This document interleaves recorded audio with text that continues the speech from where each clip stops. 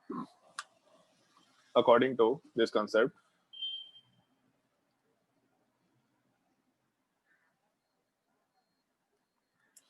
the atomic orbitals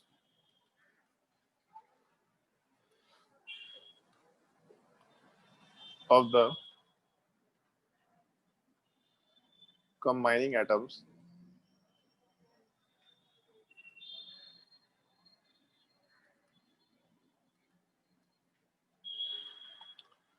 undergoes mixing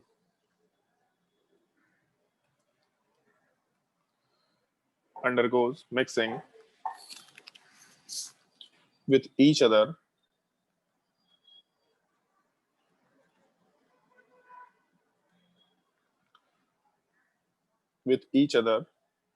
for the formation of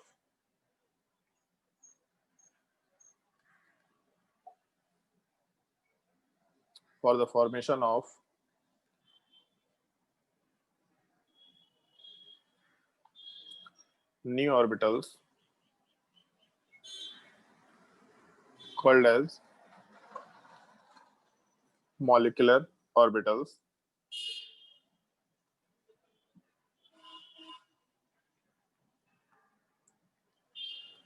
during molecule formation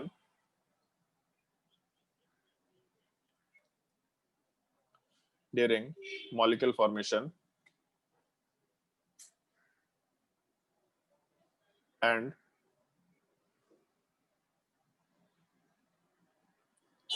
the electrons are considered to exist in those molecular orbitals. पहले atomic orbitals में electron रहता था, अभी atomic orbital वाले part में electrons नहीं रह रहा, मॉलिक्यूलर ऑर्बिटल वाले पार्ट में इलेक्ट्रॉन रह रहा है, तो इस एक चीज का थोड़ा ध्यान रखना है।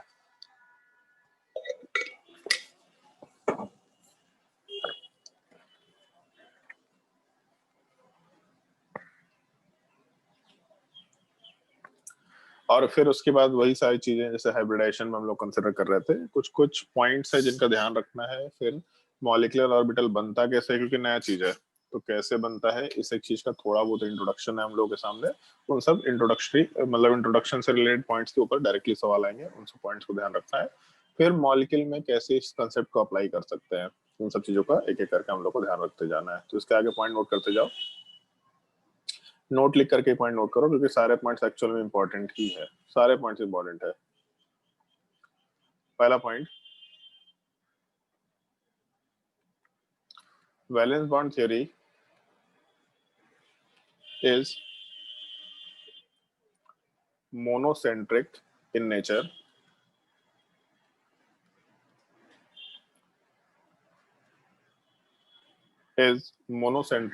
nature. Whereas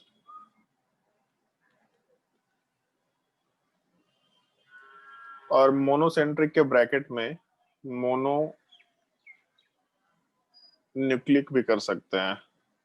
सेंट्रिक या फिर मोनो मतलब सेंट्रल एटम बोलो, या फिर हम लोग सेंट्रल न्यूक्लियस बोल दें, तो सिमिलर टाइप का चीज है। मोनो न्यूक्लिक वर्ड यूज कर लो, और नीचे वाले पार्ट में पॉली न्यूक्लिक।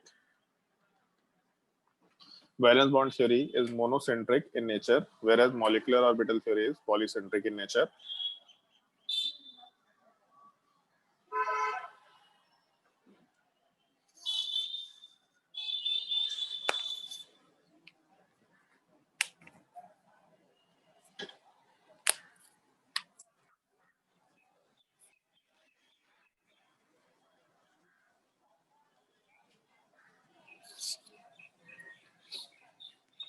सेकेंड पॉइंट, जैसे हम लोग जब वैलेंस बॉन्ड थ्योरी की बात कर रहे थे, तो उस टाइम पे हम लोग बस एक सेंट्रल एटम बोलते थे। यहाँ वाले पार्ट में जितने भी एटम्स कंबाइन कर रहे हैं, वो सारे के सारे एटम्स खुद एक न्यूक्लियस के जैसा बिहेव करेंगे, फिर खुद एक सेंटर के जैसा बिहेव करेंगे, ऐसा हम लोग मानते हुए चल रहे होते हैं। बट फिर भी कुछ चीजों का हम लोग को ध्यान रखना है। जैसे वैलेंस बॉन्ड थ्योरी में हम लोग विस्पर थ्योरी को अप्लाई कर रहे थे, तो विस्पर थ्योरी यहाँ पे भी एप्लीकेबल होगा। विस्पर थ्योरी यूनिवर्सल कंसेप्ट है, वो रिपल्शन के ऊपर बेस्ड है, उसमें कोई दिक्कत नहीं आने वाला। तो यहाँ पे भी ये पॉइंट मेंशन कर सकते हैं, ऑल्दो शायद हम वेस्पर थ्योरी में ये चीज बताए थे, बट फिर भी यहाँ पे नोट डाउन कर लो। VSEPR theory is applicable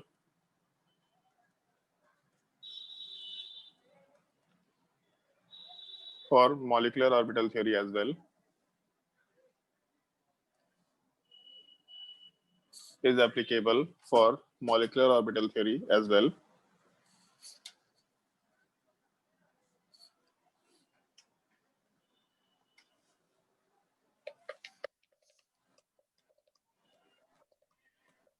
sir handwriting बहुत Handwriting बहुत अच्छी है सर, बहुत अच्छी। यार इतने दिनों से लिखे नहीं है ना, छुट्टी के बाद आए हैं तो 6-7 दिन से आधा छूट गया है इसलिए हैंडराइटिंग खराब बन रहा है मेरा। तो 2-3 दिन 4 दिन में अपने आप सही हो जाएगा। ऐसा होता है जैसे बहुत दिन से क्लास नहीं चल रहा होता, फिर जब बहुत दिनों बाद बोर्ड पे आके लिख रहे होते हैं तो उस टाइम पे अजीब टाइप का हैंडराइटिंग बनता है, तो वही चीज ऐसा हो रहा है, लिखने में बहुत अजीब फील हो रहा है, तो थोड़ा झेल लो। थर्ड पॉइंट नोट करो। थर्ड पॉइंट में क्या मेंशन करें इसमें, चलो ठीक है, थर्ड पॉइंट ऐसा मेंशन कर लो, molecular orbitals can be formed using Elkow method, using Elkow method, bracket में लिख लेना इसका full form, linear combination of atomic orbitals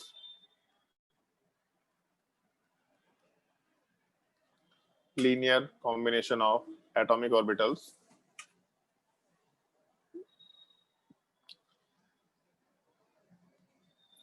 fourth point,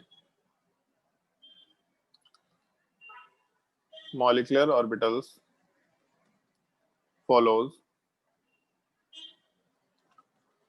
of principle, जो तुम्हारे एटॉमिक स्ट्रक्चर वाले पार्ट में आया था, ऑफ रूल भी बोल सकते हैं, of rule, Horn's rule and Pauli exclusion principle।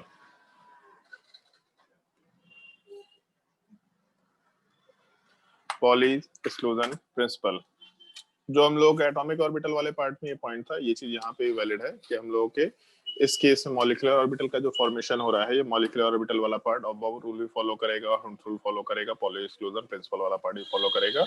ये चीज यहाँ पे भी है, इस वाले पार्ट में कोई डिफरेंसेस नहीं आने वाले हैं।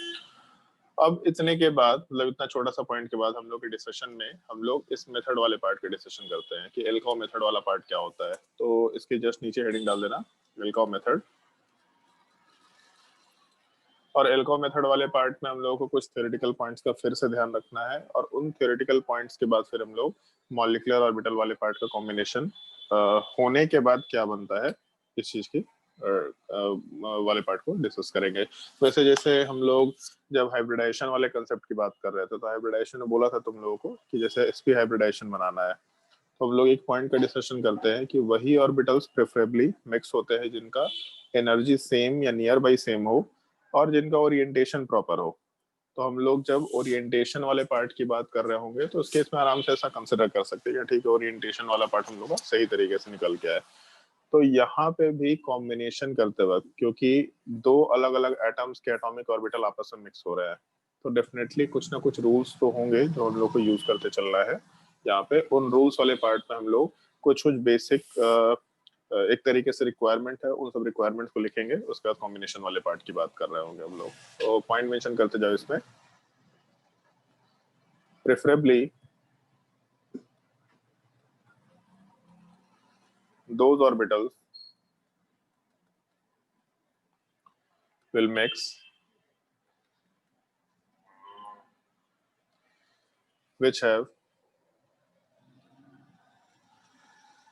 same or nearby same energy जिनका एनर्जी सेम होगा या नियर बाई सेम होगा, प्रेफरेबली वही ऑर्बिटल्स वाले पार्ट मिक्सिंग में जाएंगे। और इसी में आगे कंटिन्यू कर लेते हैं। और same energy and will have proper orientation.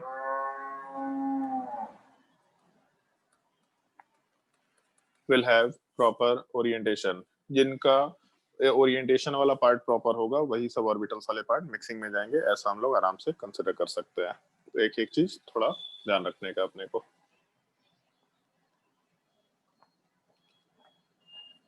इसके बाद सेकेंड वाले पार्ट में जैसे हम लोग डिस्कशन कर रहे थे ना कि अगर मान लो एक s ऑर्बिटल एक p ऑर्बिटल के साथ मिक्सिंग में जाएगा तो दो sp ऑर्बिटल का फॉर्मेशन कराएगा। तो यहाँ पे भी वैसा ही है। एक एटॉमिक ऑर्बिटल जब दूसरे एटॉमिक ऑर्बिटल के साथ मिक्सिंग में जाएगा तो जब दो ऑर्बिटल मिक्सिंग में जाएंगे तो दो मॉलिक्यूलर ऑर्बिटल का फॉर्मेशन होगा। वो चीज यहाँ पे भी हम लोग कंसिडर कर रहे होते हैं। पॉइंट नोट कर लो। Second point, the number of molecular orbitals formed will be equal to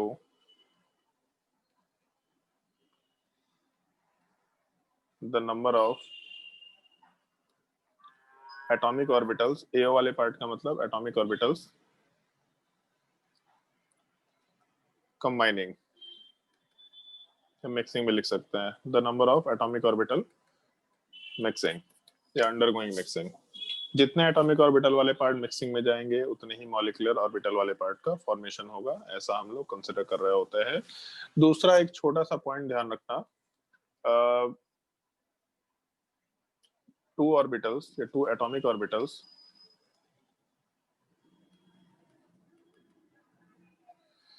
combine to form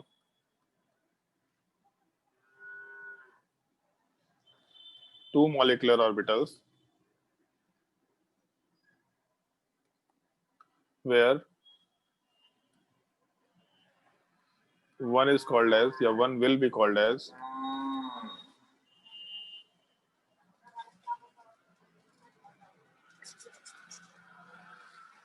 bonding molecular orbital,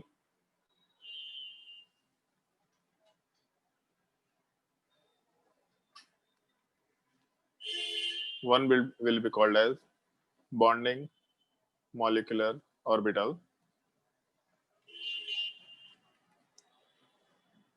bracket में इसको हम लोग हमेशा BMO से रिप्रेजेंट करेंगे, capital BMO। And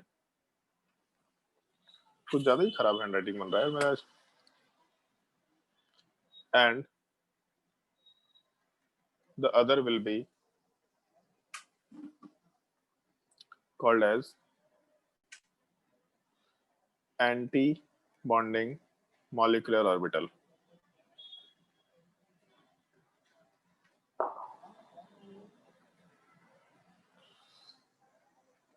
anti-bonding molecular orbital, इस चीज को हम लोग ABMO से रिप्रेजेंट करेंगे। ये वर्ड ध्यान रखना, बॉन्डिंग मॉलिक्यूलर ऑर्बिटल और दूसरा एंटी बॉन्डिंग मॉलिक्यूलर ऑर्बिटल। जब भी दो एटॉमिक ऑर्बिटल्स वाले पार्ट कंबाइन करेंगे तो हमेशा दो तरह के ऑर्बिटल्स का फॉर्मेशन होगा। एक को बॉन्डिंग मॉलिक्यूलर ऑर्बिटल बोलेंगे और दूसरे को हम लोग एंटी बॉन्डिंग मॉलिक्यूलर ऑर्बिटल बोलेंगे।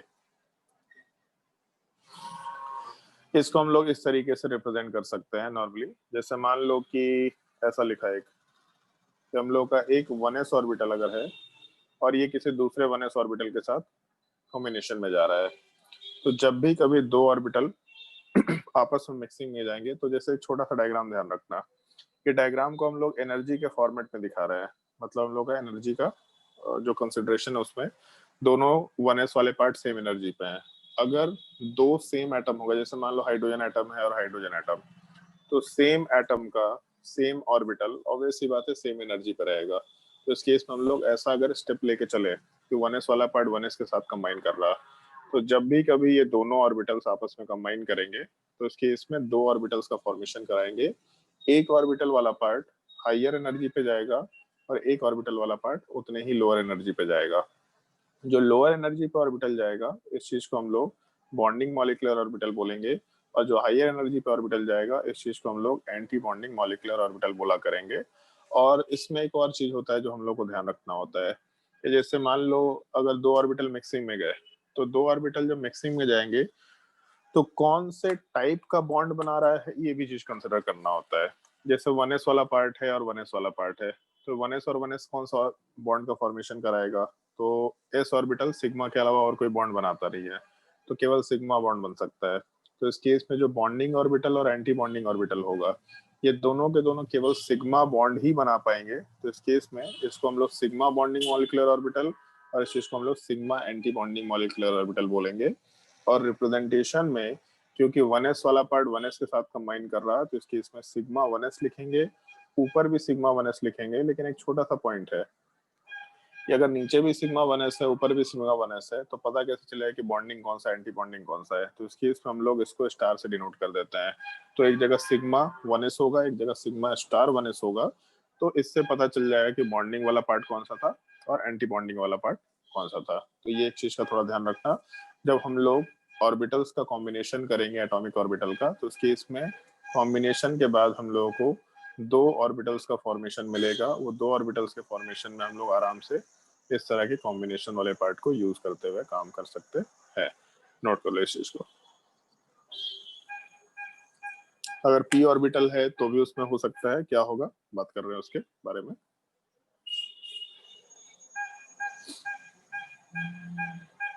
सर हाँ बोलो। सर दो एटॉमिक ऑर्बिटल कंबाइन कर रहे हैं तो कॉम्बिनेशन के बाद तो एक ही मॉलिक्यूलर ऑर्बिटल बनना चाहिए ना, दो कैसे बन जाता है? नहीं, कॉम्बिनेशन के बाद ऐसा नहीं है कि जैसे अब मान लो एक ही ऑर्बिटल बना तो एक ही ऑर्बिटल में सारे इलेक्ट्रॉन्स कहाँ से रहेंगे। जैसे यहाँ मान लो दो ऑर्बिट इलेक्ट्रॉन्स है, यहाँ भी दो इलेक्ट्रॉन्स है, तो टोटल 4 इलेक्ट्रॉन हो गया।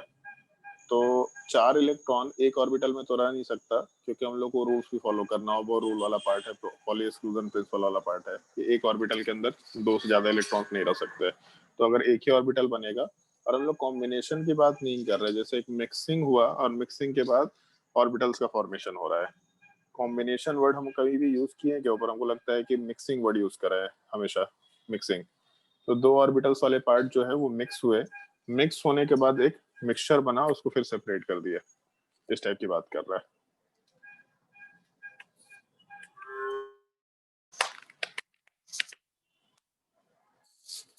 सर थोड़ा सा नोट्स ऊपर कीजिए ना। थोड़ा सा ऊपर करे। सर आप लिखे हैं टू एटॉमिक ऑर्बिटल्स कंबाइन। अरे यार चलो मिक्स लिख लो वहां पे, तो यहाँ तो आगे भी लिखा है ना, टू और atomic orbital combine to form two molecular orbital. एक लिखे हैं ना सर। वर्ड पकड़ के बैठ गई है। अब मिक्सिंग कंबाइनिंग मतलब क्या बोलते हैं, समझ में आ गया ना। फीलिंग फीलिंग पे जाना, वर्ड पे कहे जा रही है।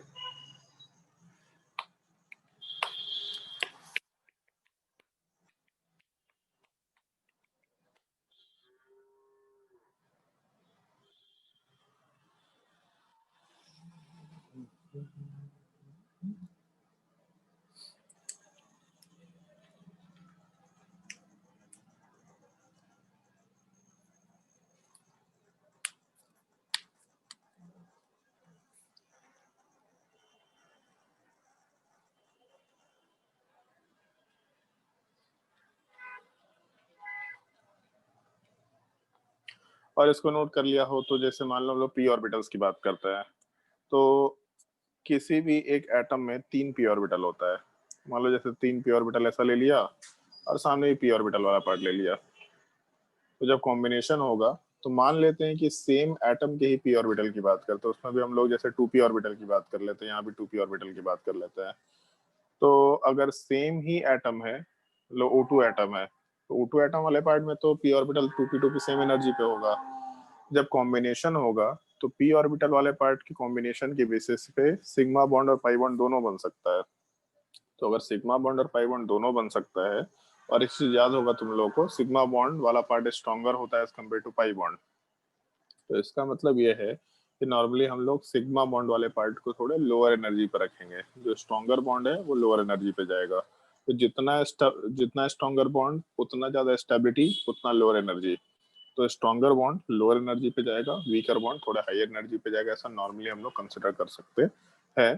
तो इस केस में जब 2p और 2p में कॉम्बिनेशन होगा तो तीन ऑर्बिटल के साथ कंबाइन कर रहे हैं, 6 ऑर्बिटल बनने चाहिए अपने को। तो 6 ऑर्बिटल्स कंबाइन कर रहे हैं तो 6 मॉलिक्यूलर ऑर्बिटल बनेगा। अगर 6 मॉलिक्यूलर ऑर्बिटल बनना है तो उसमें से 3 हम लोग के पास बॉन्डिंग मॉलिक्यूलर ऑर्बिटल आएगा और 3 उसके अलावा हम लोग के पास एंटी बॉन्डिंग मॉलिक्यूलर ऑर्बिटल निकल के आने वाला है। तो अगर 3 एंटी बॉन्डिंग और 3 बॉन्डिंग मॉलिक्यूलर ऑर्बिटल निकल के आने वाला है, इसका मतलब एंटी बॉन्डिंग वाला पार्ट ऊपर जाएगा। नाम से ही पता चल रहा है एंटी बॉन्डिंग, बॉन्ड नहीं बनाना चाह रहा है, फिर कोई गड़बड़ कर रहा है बॉन्ड बनाने में, मतलब स्टेबिलिटी घटा रहा है। तो स्टेबिलिटी घटा रहा है तो हायर एनर्जी पे जाएगा, और जो बॉन्डिंग मॉलिक्यूलर ऑर्बिटल है स्टेबिलिटी बढ़ाएगा तो लोअर एनर्जी पे जाएगा। तो इस केस में सबसे पहले हम लोगों का सिग्मा वाले पार्ट का फॉर्मेशन होगा, फिर पाई बॉन्ड का फॉर्मेशन होगा। तो सिग्मा बॉन्ड वाला जो ऑर्बिटल है, सिग्मा मॉलिक्यूलर ऑर्बिटल वाला पार्ट या सिग्मा बॉन्डिंग मॉलिक्यूलर ऑर्बिटल वाला पार्ट, ये लोअर एनर्जी पे होगा। और पाई बॉन्ड वाला पार्ट जब हम लोग बनाएंगे तो इस केस में पाई बॉन्ड 2 बन सकता है। तो इस केस में दोनों पाई बॉन्ड के मॉलिक्यूलर ऑर्बिटल्स हायर एनर्जी पे होंगे बट आपस में इक्वल एनर्जी पे होंगे, ऐसा कंसिडर कर रहे होंगे हम लोग। तो इस केस में डायग्राम बनाते वक्त हम लोग का सबसे पहले सिग्मा वाले पार्ट का फॉर्मेशन हुआ और 2p वाला पार्ट 2p के साथ कंबाइन कर रहा, तो नोमेनक्लेचर में हम लोग नाम लिखते वक्त सिग्मा 2p लिखा करेंगे। फिर पाई बॉन्ड का फॉर्मेशन होना है, तो इस केस में पाई, यहाँ पे भी 2p और सामने भी पाई बॉन्ड बन रहा है, यहाँ पे भी 2p का नाम लिख करके हम लोग पाई 2p ऑर्बिटल्स आराम से मेंशन कर सकते हैं। फिर उसके बाद जो इसका एंटी बॉन्डिंग बनेगा, तो जितना हम लोग का पाई वाला पार्ट नीचे गया उतना ही हम लोग का पाई स्टार वाला पार्ट, क्योंकि एंटी बॉन्डिंग है तो हम लोग स्टार से उसको डिनोट करेंगे, पाई स्टार 2p। दूसरे वाले पार्ट को भी हम लोग आराम से पाई स्टार 2p के बराबर लिख सकते हैं। और जितना हम लोग का सिग्मा वाला पार्ट नीचे गया है उतना ही ऊपर हम लोग यहाँ पे आराम से सिग्मा स्टार 2p वाले पार्ट को मेंशन कर सकते हैं। तो इस तरीके से जब 6 ऑर्बिटल दूसरे 6 ऑर्बिटल के साथ मिक्सिंग में जाएगा तो हम लोगों को इस तरीके से बॉन्डिंग और एंटी बॉन्डिंग ऑर्बिटल्स वाले पार्ट का फॉर्मेशन मिलने वाला है, ऐसा हम लोग आराम से कंसिडर कर सकते हैं। तो इस केस में जो डायग्राम का हम लोग को फॉर्मेशन मिला, तो डायग्राम वाले पार्ट में हम लोग को 3 bonding molecular orbital, 3 anti bonding molecular orbital ये चीज मिल गया, ऐसा हम लोग कंसिडर करते हुए काम कर रहे हैं। और उसके अलावा फिर हम लोग 1 minute 3 bonding molecular orbital, 3 anti bonding molecular orbital का फॉर्मेशन मिल गया, ऐसा कर रहे हैं हम लोग काम। ऊपर वाले पार्ट जो है यहाँ से लेकर के यहाँ तक का पार्ट, ये तीनों के तीनों पार्ट हम लोग का एंटी बॉन्डिंग मॉलिक्यूलर ऑर्बिटल है, और नीचे वाले पार्ट में हम लोग इन तीनों को बॉन्डिंग मॉलिक्यूलर ऑर्बिटल बोलेंगे। एक और चीज है, जैसे अगर हम लोग यहाँ पे ऑर्बिटल्स वाले पार्ट को कंसिडर करें 2p वाले पार्ट में, तो इस 2p वाले पार्ट में अपने पास px होगा, py होगा और pz होगा। तो प्रॉपर ओरिएंटेशन का मतलब तो यही होना चाहिए ना कि px वाला पार्ट px के साथ मिक्सिंग में जाए, py वाला पार्ट py के साथ जाएगा और pz वाला पार्ट pz के साथ जाएगा। तो जो मान लो px वाला पार्ट px के साथ मिक्स होता, मान लेते हैं, तो 2 ऑर्बिटल मिक्स हुआ तो 2 मॉलिक्यूलर ऑर्बिटल का फॉर्मेशन कराना चाहिए था। एनसीईआरटी में एक छोटा सा पार्ट है जो थोड़ा ध्यान रखना, जो z डायरेक्शन है, ये z डायरेक्शन वाला पार्ट इंटरन्यूक्लियर एक्सिस है, इसको INA से डिनोट कर रहे हैं हम लोग। z डायरेक्शन वाला पार्ट एनसीईआरटी के हिसाब से इंटरन्यूक्लियर एक्सिस बना रखा है, मतलब जब भी मॉलिक्यूल का फॉर्मेशन होगा तो सिग्मा बॉन्ड z डायरेक्शन में होना चाहिए, ऐसा मानते हुए चल रहे हैं। ऐसा कोई रूल नहीं है, XYZ वाला पार्ट रिलेटिव चीज है, मतलब जैसे हम लोग कोऑर्डिनेट सिस्टम बना रहे हैं तो इसको x बोले, इसको y बोले, इसको z बोले, ये मेरे मन पे है, हम इसको x बोल देंगे, इसको z बोल देंगे, ये मेरे मन पे है। तो एनसीईआरटी के हिसाब से z डायरेक्शन को इंटरन्यूक्लियर एक्सिस बोला गया है, तो सिग्मा बॉन्ड वाले पार्ट z डायरेक्शन में बनने चाहिए, इसलिए हम लोग यहाँ पे सिग्मा 2p z लिख सकते हैं। तो जब नीचे सिग्मा 2p z लिखेंगे तो ऊपर वाले पार्ट में सिग्मा स्टार 2p z आराम से मेंशन कर सकते हैं, ऐसा लिख देते हैं सिग्मा स्टार 2p z। तो अगर z ऑर्बिटल सिग्मा बॉन्ड बनाने में चला गया तो पाई बॉन्ड बनाने के लिए अपने पास ऑप्शन क्या है, तो x होगा तो यहाँ वाले पार्ट में सिग्मा स्टार 2p x, या y होगा तो यहाँ वाले पार्ट में pi star 2p y consider करते हुए डायग्राम आराम से बनाया जा सकता है। ये एक छोटा सा कन्वेंशन है जिसको थोड़ा ध्यान रखना, इसको आगे हम लोग यूज भी करने वाले हैं। नोट करो इतने पार्ट को, और इतने पार्ट के बाद कितना टाइम हो गया आज? हाँ ठीक है, नोट करो इतने इतने तक के पार्ट को। इसके बाद 2-3 थ्योरेटिकल पॉइंट्स का हम लोग डिस्कशन करेंगे। उसके बाद जो मेन क्वेश्चन सॉल्विंग वाला पार्ट है, वो क्वेश्चन सॉल्विंग वाला पार्ट आज हम डिस्कस नहीं कर पाएंगे, जो उसको एक ही बार हम डिस्कस करना चाहेंगे सारे के सारे कंसेप्ट को, ताकि एग्जांपल्स वाले पार्ट को भी उसमें इंक्लूड कर पाए, वो आराम से हम लोग नेक्स्ट क्लास में डिस्कस करेंगे। नोट करो इस चीज को। कुछ थ्योरेटिकल पॉइंट्स केवल हम लोग को नोट डाउन करने हैं और इसके बाद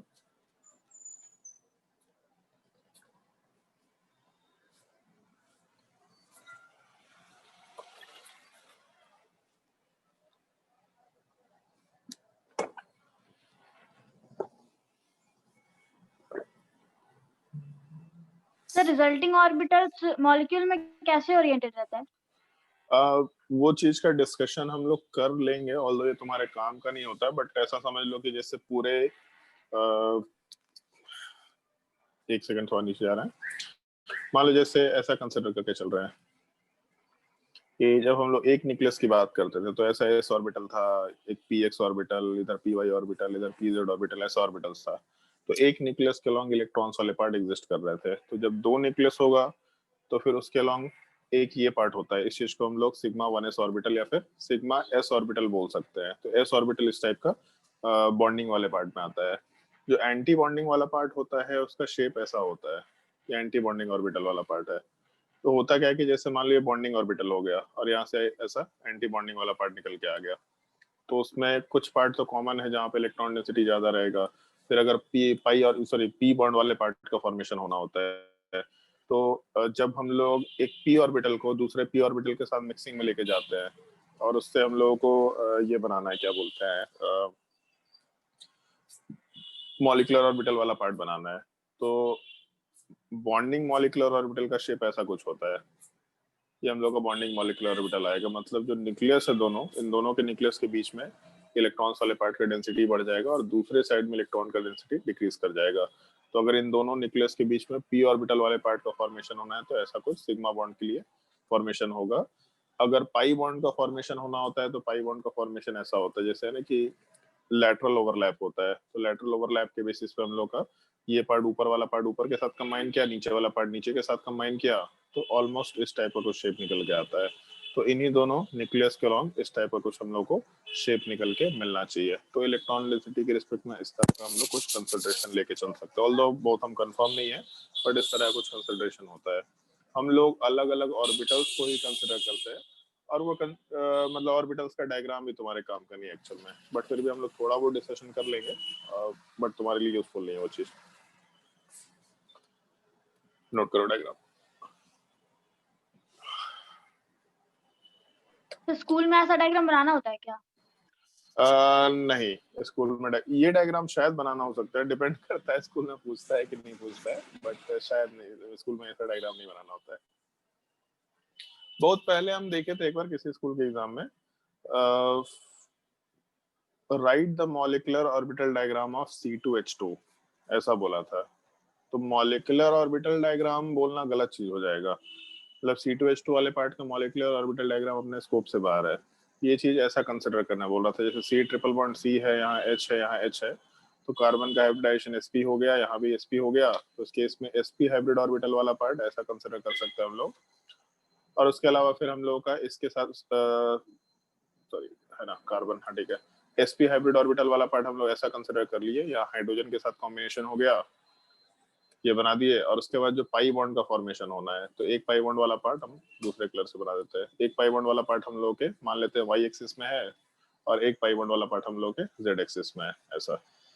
तो ये डायग्राम टाइप का चीज बनाना था, बट उसको मॉलिक्यूलर ऑर्बिटल डायग्राम बोल दिया था, जो कि थोड़ा गलत है। मॉलिक्यूलर ऑर्बिटल डायग्राम बन सकता है लेकिन इतना कॉम्प्लिकेटेड है कि अपने स्कोप से बाहर का चीज है, हमको भी नहीं मालूम ये चीज कि हम लोग पॉली एटॉमिक स्पीसीज के लिए मॉलिक्यूलर ऑर्बिटल डायग्राम कैसे बनाएंगे। हम लोग हमेशा डाई एटॉमिक मॉलिक्यूल जैसे O2 हो गया, N2 हो गया, C2 हो गया, B2 हो गया, इन सब स्पीसीज के लिए हम लोग मॉलिक्यूलर ऑर्बिटल डायग्राम डिस्प्ले कर सकते हैं।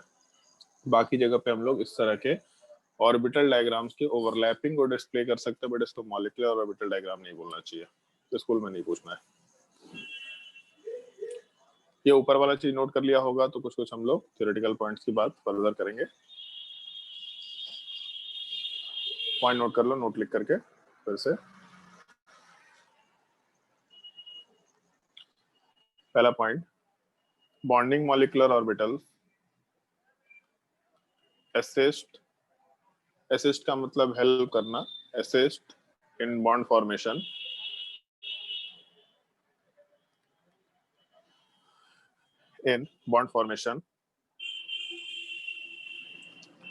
whereas anti-bonding molecular orbital resist in bond formation.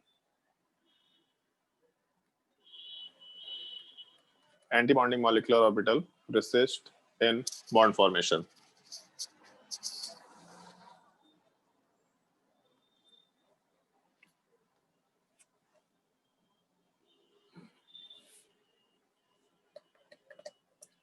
Second point, the electron density. Electron density का मतलब इलेक्ट्रॉन का amount between the nucleus increases in case of bonding molecular orbital. Therefore, it stabilizes the system. Stabilizes the system का मतलब assist in bond formation. Bond formation में इसलिए assist करता है, help करता है. Stabilizes the system. Stability बढ़ा रहा है basically. तो stability बढ़ा रहा है तो system उधर जाना चाहेगा. Whereas in case of ABMO,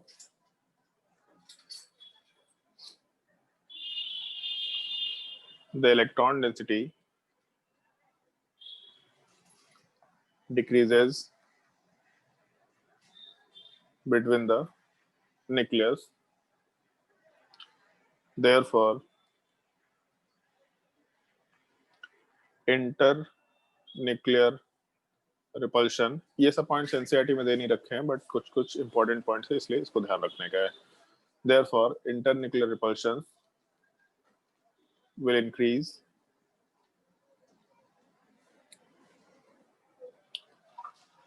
and hence stability will decrease. Stability will decrease.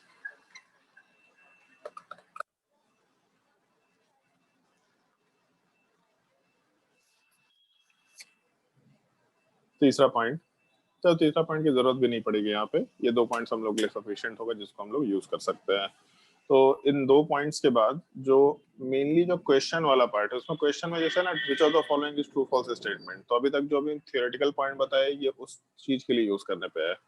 But इसके बाद जैसे एक्चुअल में जो इसका एप्लीकेशन वाला पार्ट है, एप्लीकेशन वाले पार्ट में O2 मॉलिक्यूल को कैसे रिप्रेजेंट करेंगे, N2 मॉलिक्यूल को कैसे रिप्रेजेंट करेंगे, इसमें बॉन्ड कुछ कुछ टर्म्स होता है, बॉन्ड ऑर्डर क्या होता है, बॉन्ड लेंथ क्या होता है, बॉन्ड स्ट्रेंथ क्या होता है, इन टर्म्स को हम लोग को इंट्रोड्यूस करना होता है. तो उसको इंट्रोड्यूस करने से पहले हम लोग को दो डायग्राम डिस्कस करना होता है, molecular orbital diagram of O2 और दूसरा molecular orbital diagram of N2. क्या होता है ये दो चीज, पहले इन दोनों चीजों का इंट्रोडक्शन होगा, कैसे हम लोग किसी मॉलिक्यूलर ऑर्बिटल डायग्राम को यूज कर सकते हैं उस चीज को हम लोग डिस्कस करेंगे नेक्स्ट क्लास में, और उसका फिर फर्दर क्वेश्चंस किस तरीके से उसमें फ्रेम किए जा सकते हैं उसको एग्जांपल्स के थ्रू एक एक करके देखना शुरू करेंगे. तो नेक्स्ट क्लास में ही डिस्कस कर पाएंगे क्योंकि हमें पूरा का पूरा चीज एक ही बार डिस्कस करेंगे, तो आज तो टाइम नहीं है सफिशिएंट, तो इसलिए हम लोग इसको नेक्स्ट क्लास में आराम से शुरू करेंगे. एक बार जो जो पॉइंट्स बोला है उन पॉइंट्स को एक बार ढंग से रीड करके आना ताकि नेक्स्ट क्लास में कोई बेसिक पार्ट में दिक्कत ना हो तुम लोगों को, ताकि ये सब चीजें आसानी से समझ, मतलब ये दो पार्ट बहुत आसानी से समझ में आना चाहिए क्योंकि मोस्टली जो सवाल है, मोस्टली क्या सारे सवाल इन दो चीजों के ऊपर, molecular orbital diagram of O2 and N2, इन्हीं के ऊपर बेस्ड है. सीधा इस चीज को याद रखना होता है, उसके ऊपर क्वेश्चन का एप्लीकेशन होता है. तो आज के लिए कुछ होमवर्क तो हम नहीं दे रहे हैं, आज के लिए बस तुम लोगों को है कि ये चीज देख करके आना है, जो आज पढ़ाया है उस चीज को देख करके आना है. नेक्स्ट क्लास में इस चीज को हम लोग आराम से शुरू करेंगे. अगर कोई डाउट है किसी को तो आराम से पूछ सकते हैं. अभी तक के लिए कोई भी डाउट है तो पूछ सकते हैं.